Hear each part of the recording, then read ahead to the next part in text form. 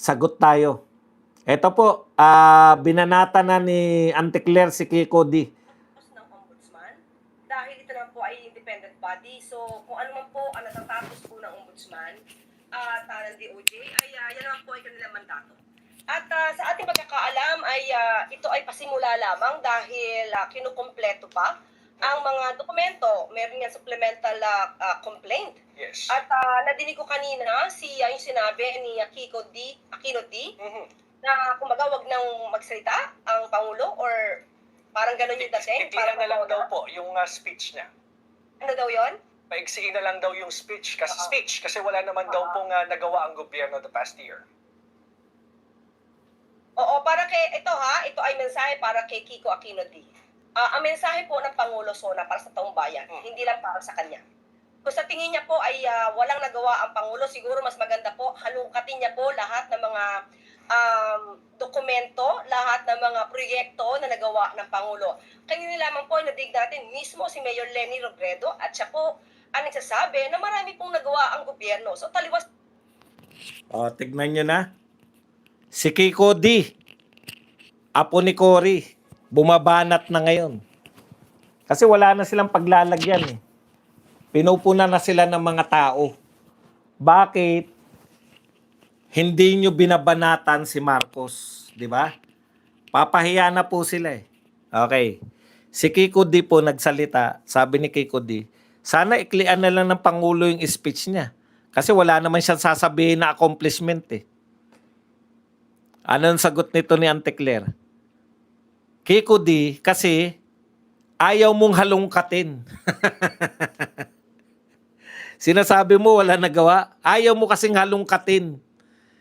Si Leni Robredo nga nagsabi na maraming ginagawa ang Pangulo. Alam niyo kung bakit? Tama naman. Pero hindi sinabi ni Leni Robredo na maraming ginawa ang Pangulo sa buong Pilipinas.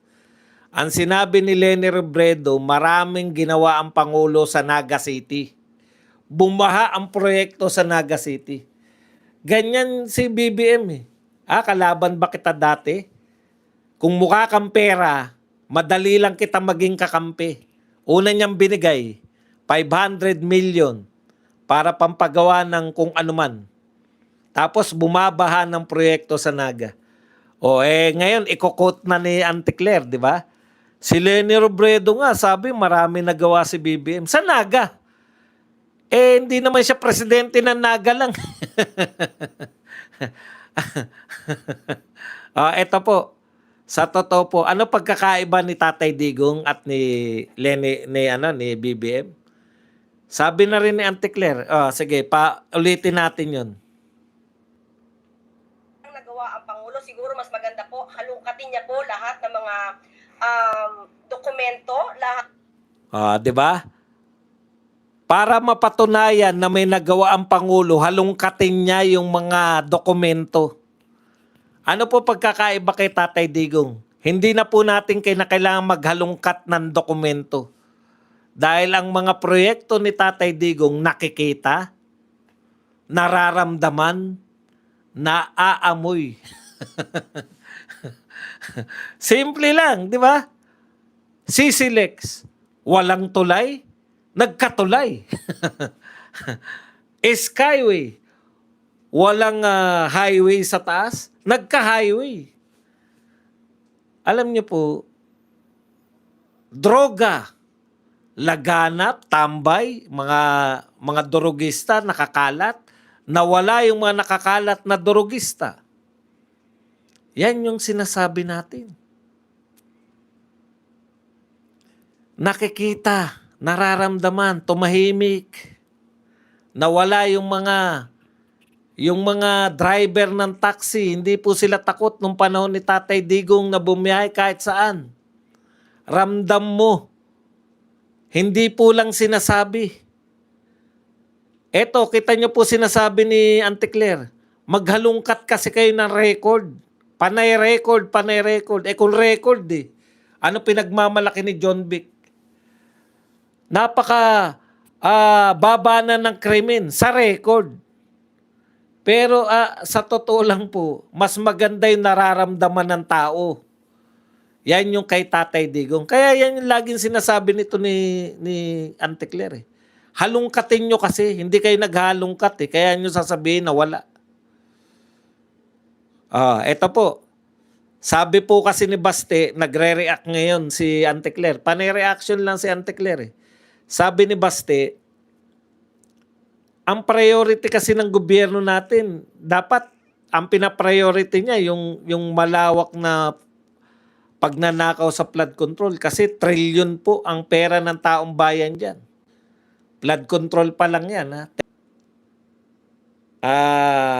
Sabi ni Baste, ang priority raw ni BBM, impeachment ni BP Sara. Ito po sagot ni Claire Castro. Iginiit na walang kinalaman si Marcos Jr. sa impeachment. Wala pong kinalaman ng Pangulo sa ginaganap na impeachment trial. Lagi na lang ganun no? Walang kinalaman. Opo, pwede yan, walang kinalaman. Alam nyo ba, nung panahon ni Tatay Digong, nakita po namin yan, nakalive si Tatay Digong, may nagsuggest. Ipa-impeach daw si BP Sara, ay si BP Leni at that time, Vice President Leni. Kasi si Leni Robredo, sinisiraan niya yung Pangulo sa ibang bansa. Thank you very much kay Marino Sales na nagbigay ng $499. Lagi kayong walang kinalaman eh. Pwede naman kayong walang kinalaman. Pwede pang ayaw ng Pangulo eh. Pero, pwede niyang pigilin kung gusto niya. The mere fact na hindi niya pinigil, yun na yung kasalanan niya dyan sa impeachment. Ngayon, naghugas kayo kamay. Wala namang kinalaman ng Pangulo dyan eh. Walang kinalaman. Kung sinabi niya po na ayaw niya niyan, na-imagine nyo pa nung last year, sino po nanguna dun sa pagpirma? Anak niya. Sasabihin nyo walang kinalaman ng Pangulo? Anak niya yung nanguna? Kayo naman, no? Lagi na lang, walang kinalaman, Bakit hindi mo pinigilan kung ayaw mo pala? Di gusto mo rin. Pag gusto po ng Pangulo, hindi niya po pwedeng sabihin na wala siyang kinalaman kung gusto niya. Kasi ang gusto po ng Pangulo, marami po sip-sip sa Pangulo. Pag naramdaman nilang gusto ng Pangulo, ipupush po yan ng mga sip-sip. Yun eh. Kaya hindi nyo pwedeng pangatwiranan na walang kinalaman ng Pangulo. Yun mismong hindi siya tumanggi. Yung mismong hindi niya sinabihan yung mga nagsusulong niyan, yun na po yung kinalaman niya. Kahit pa po hindi siya nanguna, naniniwala naman ako na hindi siya nangunguna. Kasi alam niyo kung bakit? Sabi nga ni BP Sara, hindi nga sila nagmi-meeting. Sa gabinete, hindi sila nagmi-meeting. Paano mangunguna yung Pangulo? Ibig sabihin, walang binibigay na direksyon ng Pangulo. Ang pinakamalaking kasalanan niya sa impeachment, hindi niya naman pinipigilan. Dahil yung mga nag-i-impeach kay BP Sara, mga tauhan, anak niya pa nga eh. Di ba? Iba po yung wala kang kinalaman, iba po yung hindi mo pinigilan. Pag naramdaman po ng mga tao na hindi mo pinipigilan, gusto mo yun. Ayan po, nakaitim po ngayon si Minority Leader Alan Peter Cayetano dahil po sa protesta. Hindi po siya dadalo sa SONA pero nagpo-protesta siya. Thank you very much po at 1.5 ang nanonood. Ang problema natin 462 lang po ang nagla-likes. Mag-likes po kayo. Likes lang po tayo. Okay. Ito nakakatawang kantsaw eh. Yung mga utak po ni Auntie Claire at saka lahat po ng Dilawan, Kakamping at Makabayan, tuwing babaha po sa tuwing babaha po sa Davao City, bigla nilang kakanayin, ano na, Davao, bakit may baha? Bakit bawal po bang magkabaha? At ang malupit pa nito, si Auntie Claire pa yung nangangantsaw. Auntie Claire, ang amo mo ang presidente ng Pilipinas. Kaya kami tumututol sa baha, sa flood control. Ito para maliwanagan po tayo. Hindi po namin sinasabi na walang baha sa Davao. Bakit mo idideklara na walang baha sa Davao? Hindi na ba umuulan sa Davao? Alam nyo ba yung Davao? Nasa paanan siya ng pinakamataas na bundok sa buong Pilipinas, Mount Apo. Sa tingin ninyo, saan mapupunta pag umulan po sa Mount Apo, sa bundok po ng Apo? Sa tingin po ninyo, saan po mapupunta yung mga baha, yung ulan?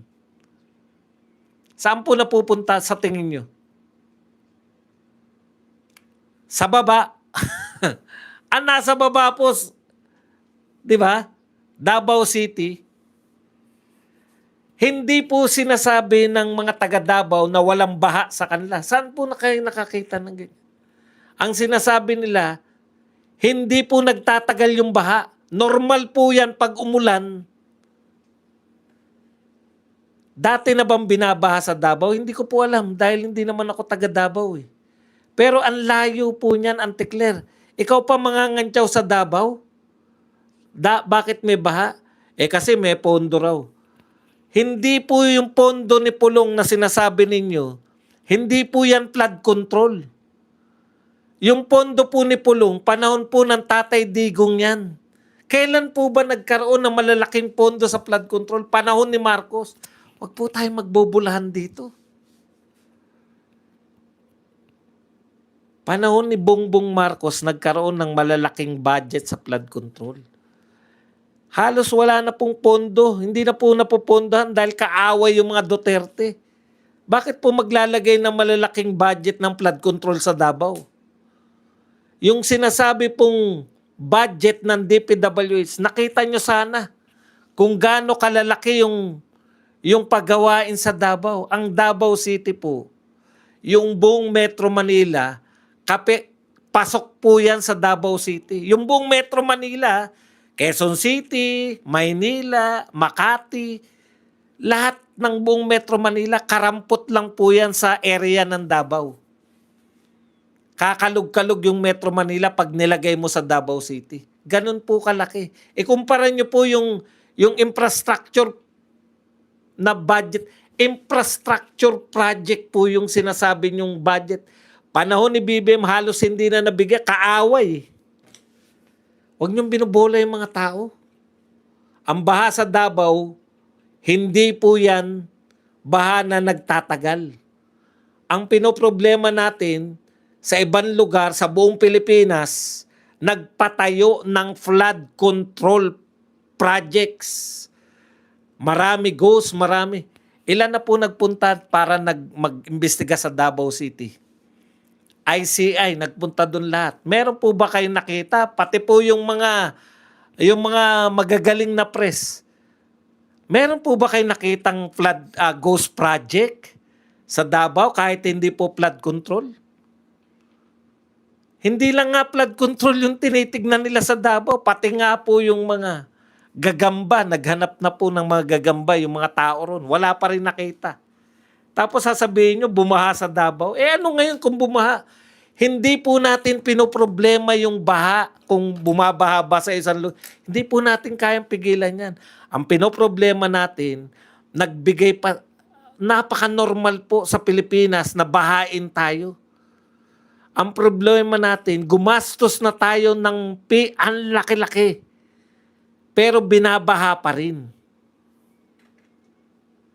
Hindi epektibo yung ginawa. Tanungin nyo, magkano ba napuntang flood control sa Davao City? Hindi naman po flood control yun. Panahon po ni Digong, hindi pa po uso yung flood control dito, flood control dun. Malalaking infrastructure po nung panahon ni Tatay Digong. Panahon na ni BBM yan eh. Yung bumabaha ngayon, panahon ni BBM, gusto nyo sisihin si Digong na naman?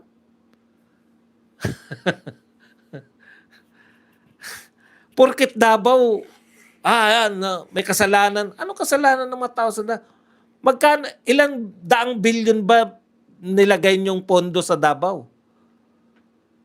Para sa flood control. Baka wala naman.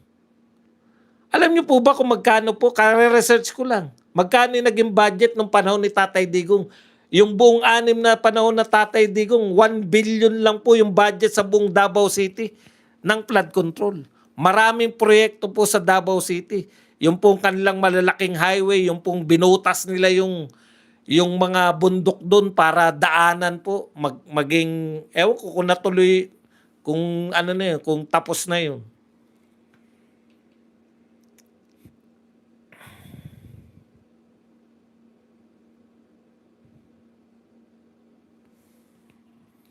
May umaangal po bang taga Davao na nababahaan sila?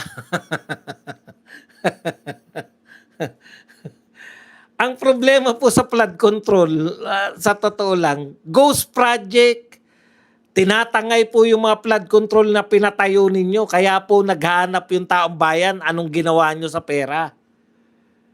May nakita na ba ko yan kayong tinangay na tulay, tinangay na paggawain sa Davao? Kung meron po yan, brinodcast na po yan ng mga mababait na media.